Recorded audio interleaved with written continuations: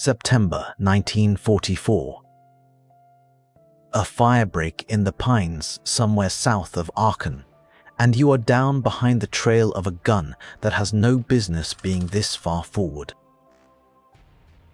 For a week, you have watched the field batteries work this ridge from behind the hill. Shell after shell, 105mm rounds walking across the German bunker line, and every one of them bursting off 6 feet of reinforced concrete without leaving a mark that mattered. The pillbox is still there. Behind its slit, the machine guns still wait. The men who tried to cross the open ground in front of it are the reason nobody wants to try that ground again. So this morning, the crew does the thing the manual calls suicide. They haul a 155mm gun out from behind cover, roll it into the open where the garrison can watch it come, and set the trail down in the dirt. There is no high angle here, and nothing radioed back to a fire direction center.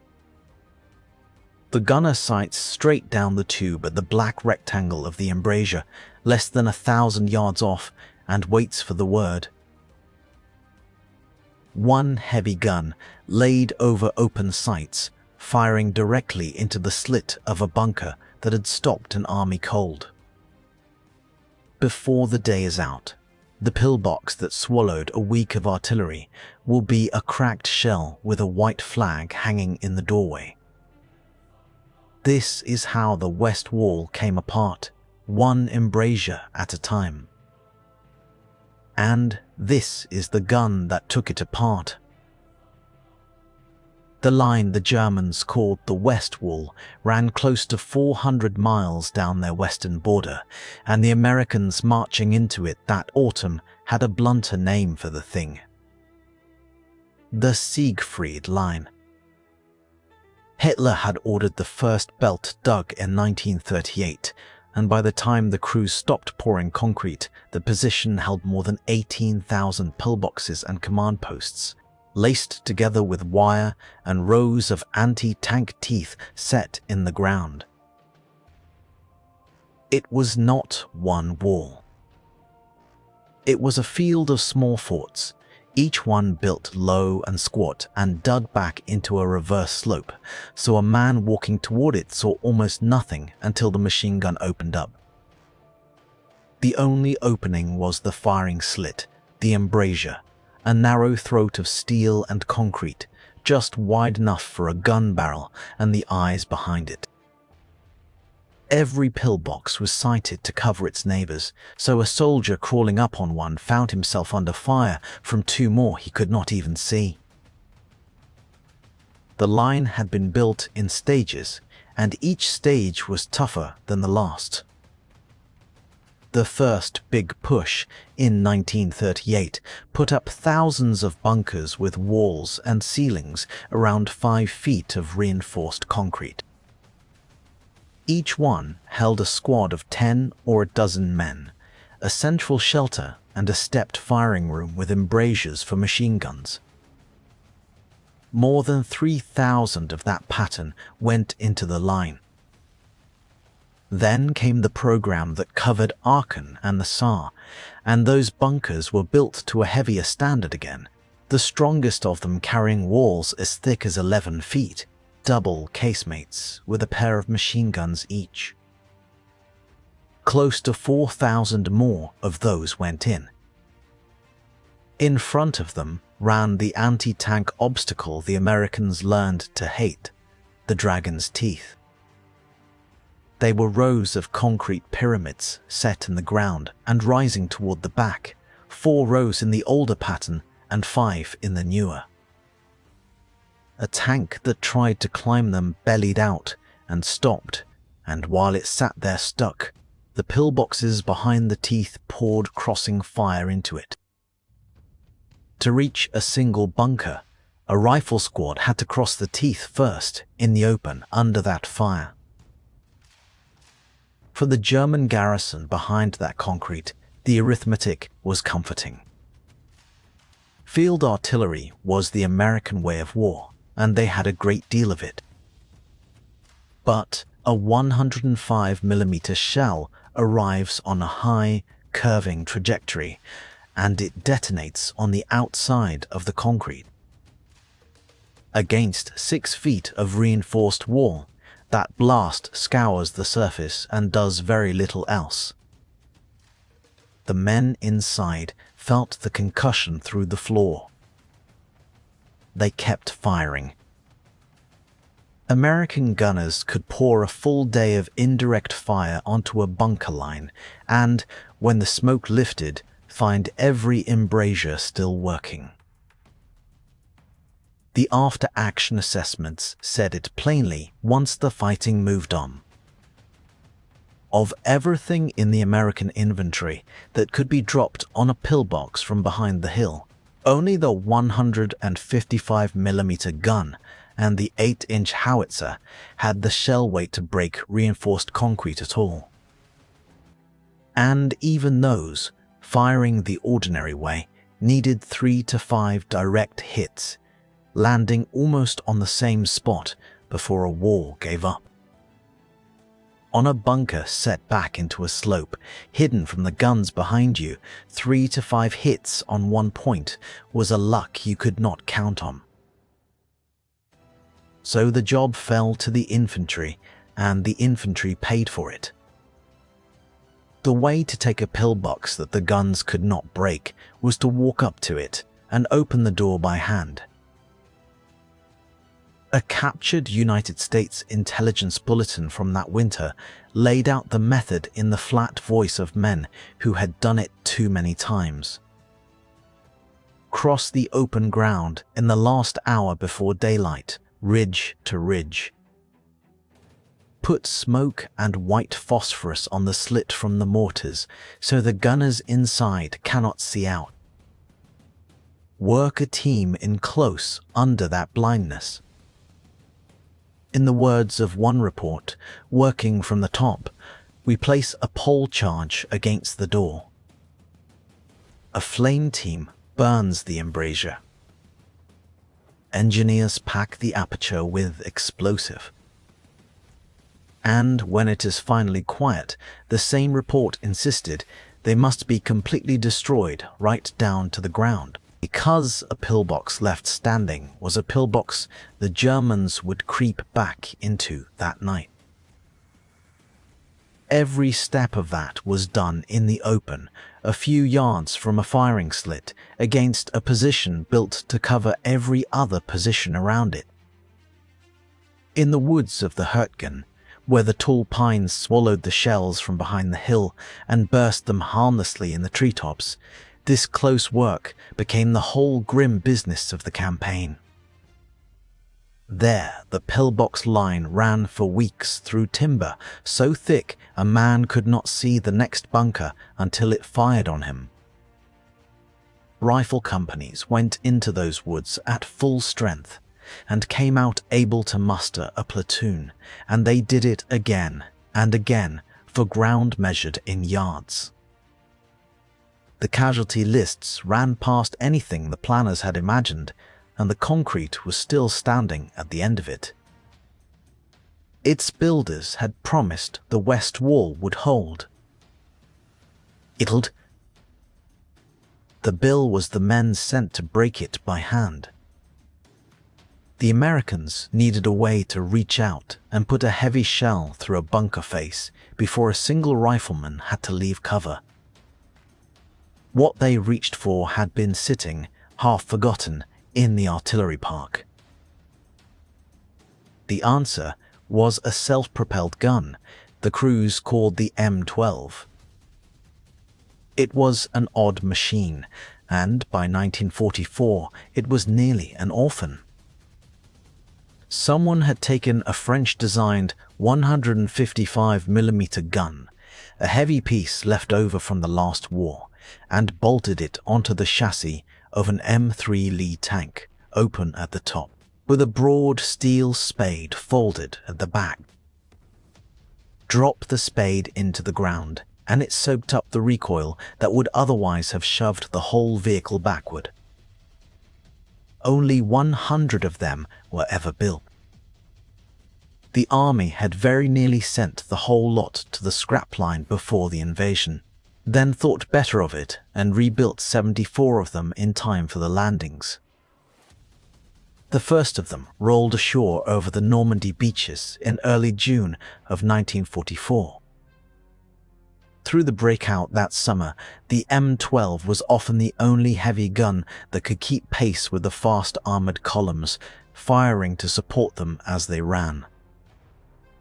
It reached the German border as a long-range artillery piece that had spent its war shooting from behind the line. On the west wall, the crews were about to turn it inside out. On paper, the M12 was long-range artillery, meant to sit far behind the line and lob shells over the horizon. Its gun could throw a shell better than 11 miles. What made it matter on the west wall had nothing to do with that range and everything to do with the shell itself. The 155mm round weighed about 95 pounds and left the muzzle at roughly 2,400 feet per second. Fitted with a concrete piercing fuse, a shell that heavy, moving that fast, driven straight into a wall on a flat trajectory instead of dropped onto the roof, could bore through something on the order of 6 feet of reinforced concrete. The men who served it and the newspapers that photographed it gave the machine the names that stuck. The Doorknocker, King Kong. Here is why the flat shot did what a day of plunging fire could not. A shell falling from a high arc strikes the bunker on its thickest, most sloped surface, the roof, and much of the time it skates off that slope and bursts in the dirt alongside. A shell driven straight in from 1,000 yards hits the wall square, at the weakest thing on the whole face, the embrasure and the concrete framing it. And a concrete piercing fuse does not go off the instant it touches. It waits the fraction of a second. It takes the shell to bury itself, so the burst happens inside the wall, where the force has nowhere to go but through. That is the difference between scouring the surface of 6 feet of concrete and cracking it apart from within. The gun had always been able to do this. Nobody had thought to push it up to the fence line and let it try. The unusual part was the tactic, and it ran against everything a heavy artilleryman was trained to do. A gun like this was supposed to stay hidden. Instead, the crews rolled it forward past their own infantry, out into ground the enemy could see, and fired it like a rifle. Over open sights. Direct laying, in the manual's language. Point the tube at the target you can see with your own eyes, at a range a rifleman would recognize, and put the shell exactly where you are looking. 6 field artillery battalions had traded their towed guns for the M12 that summer. One of them was about to write the manual on how to use it against concrete. Put yourself back behind that gun, the tube laid on the slit of a pillbox that has held up a whole attack.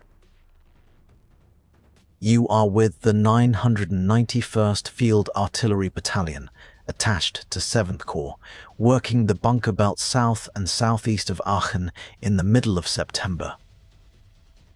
The gun came up in darkness, towed the last stretch with the engine muffled, because a machine this size in the open is a target for every German gun that can range it.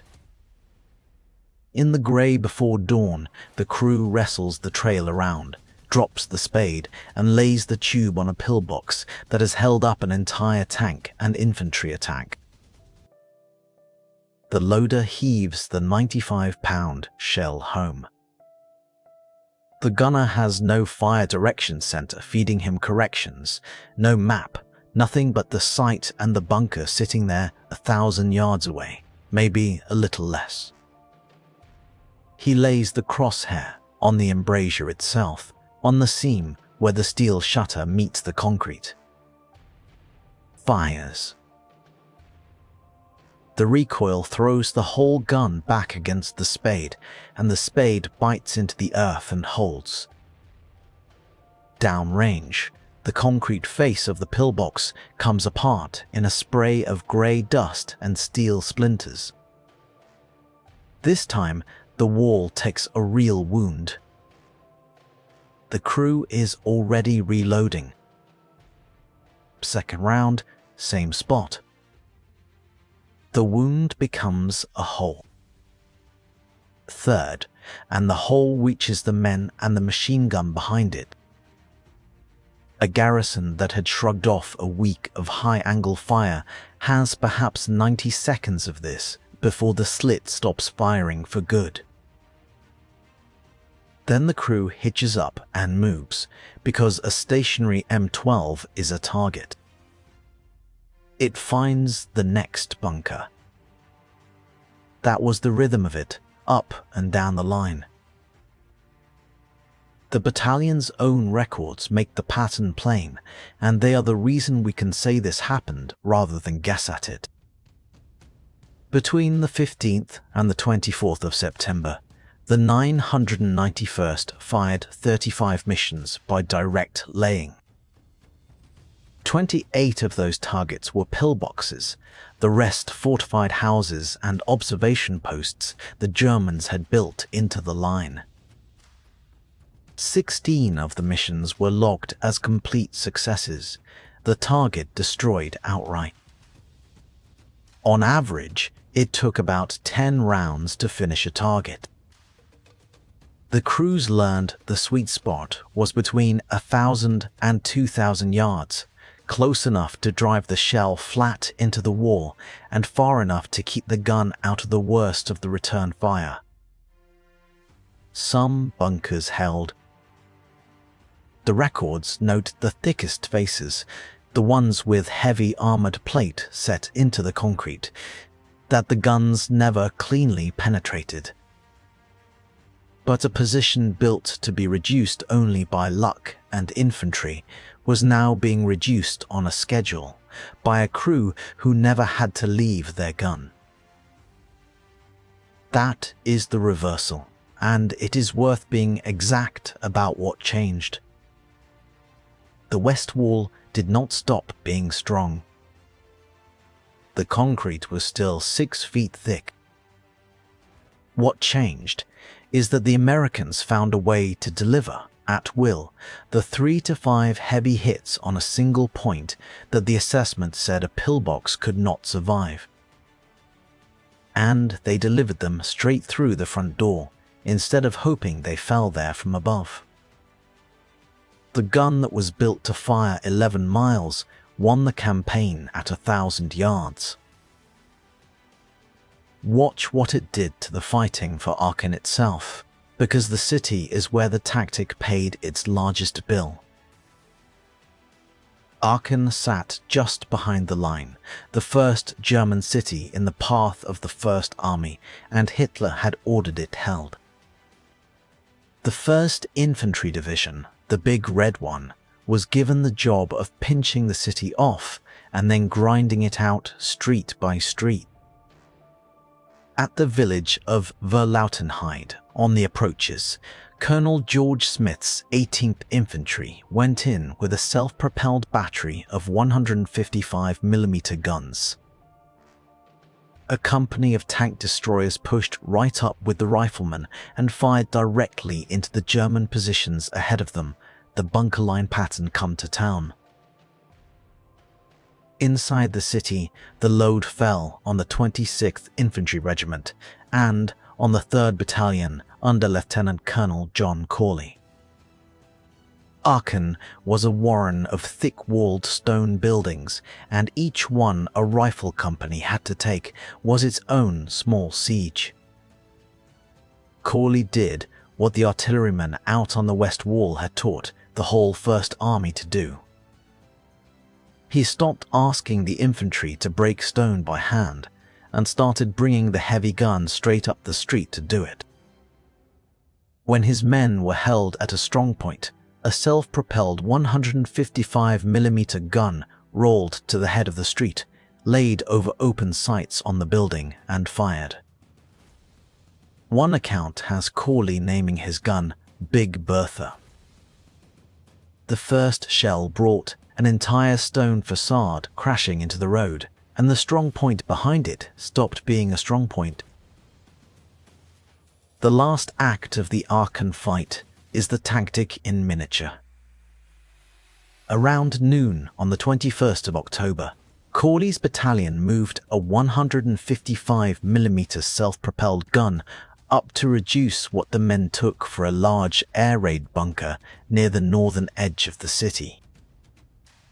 It was, in fact, the command post of Colonel Gerhard Wilk, the officer Hitler had ordered to hold the city to the last man. The crew opened fire. The heavy shells chipped great chunks of concrete off the exterior and could not quite break through. But inside that closed shelter, the concussion of each round was a physical blow, ringing off the walls in the dark. It did not take long. A white flag appeared at the door, and the first men out were 2 American prisoners, 2 of about 30 the garrison had been holding. A ceasefire passed down the line. Then Wilk himself came out, against his own order to fight to the finish, and surrendered. He led some 400 of his men into captivity, and a little after 5 minutes past noon, the 10-day battle for Aachen was over. The German, who had been told to die in place, walked out because a gun crew put a heavy shell against his front wall and would not stop. That is the shape of the whole campaign in one bunker. Just to the north, the fight showed what the same line cost when it had to be taken the hard way. On the 2nd of October, the 30th Infantry Division, the outfit that called itself Old Hickory, went at the west wall between the villages of Rimberg and Marienburg as part of the corps pushing through north of the city. General Hobbs sent his infantry across the Little Worm River with 50 caliber tracer streaming over their heads, and on the far bank, up past the railway embankment, the pillboxes were waiting. The German gunners kept their discipline and opened a steady, unrelenting volume of fire that took a toll on every rush across the open. There was no gun laid over open sights on that stretch of bank. The Old Hickory men had to do it the old way, close and by hand, and their marksmen learned to wait for a target and put a rifle round straight through the narrow port of a pillbox to silence the machine gun inside. One bunker at a time, they cleared the line. The 119th Infantry took Rimberg Castle by the evening of the 3rd, and by then the division had punched through the fortifications at Pallenberg and Rimberg. It worked, and it cost. The price of it is exactly the argument for the gun. The 991st was not alone in the work. Up and down the front, American crews were rolling these guns out of the artillery line and using them the same way. Down south, Patton's Third Army had run into the old stone and steel forts of Metz. In the middle of October, an M12 named the Babe was hauled up to fire directly into Fort Driant, the strongest of the ring, a fort that had thrown Patton's infantry back off its top more than once. The heavy guns of that army worked the Metz forts the same way the West Wall crews worked their pillboxes, driving shells into casemates that a field battery could do nothing about. Photographs from the middle of November show another gun in full recoil firing on a pillbox near the village of Grusenick.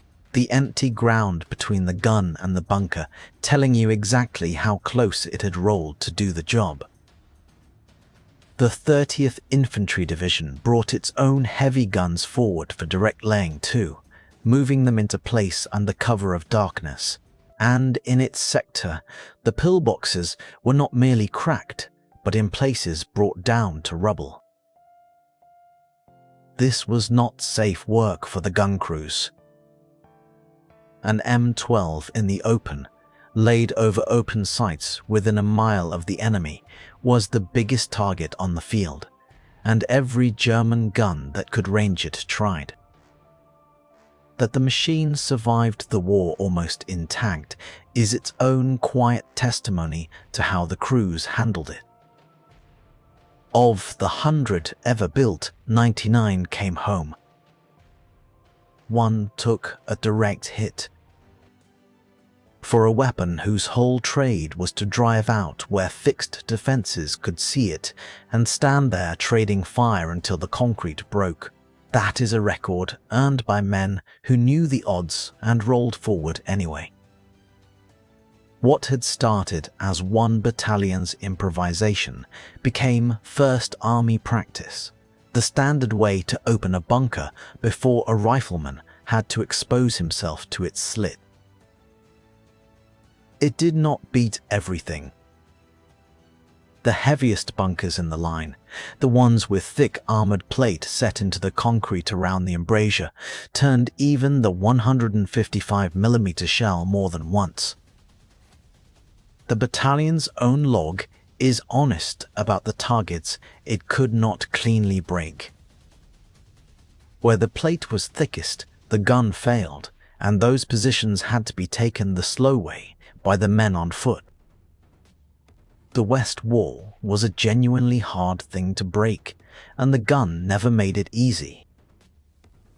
But it made the job possible without spending a rifle company on every bunker. That is what the M12 changed, and it is why a machine the army almost scrapped ended the war with a reputation out of all proportion to its numbers. Only 100 were ever built. 99 of them came home. For a weapon that spent its best months rolling out into open ground in front of fixed defenses, that survival rate is its own kind of verdict on how well the tactic worked.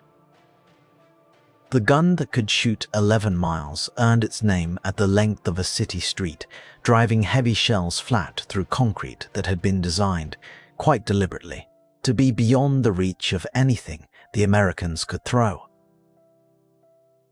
The West Wall was supposed to trade concrete for time, to make every mile of German ground cost the Americans a week and a rifle company. For a while, it did exactly that. The thing that broke the bargain was neither clever nor complicated. It was a heavy gun, hauled out where it could be seen, laid over open sights, and fired straight into the one opening the builders had to leave in the wall. The line that stopped everything came apart at the slit, one embrasure at a time, and the men behind it walked out with their hands up. Maybe you crewed one of these guns, or your father did, or you have stood next to the one that still survives in a museum and looked up at that spade and that long barrel. If you have, tell me about it in the comments. The men who served the Doorknocker are the reason the story got written down at all. And tell me which pairing you want next.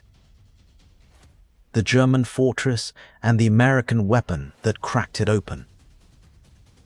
There are more of both than one channel could ever get through, and I want to know which one you would put in front of the gun next.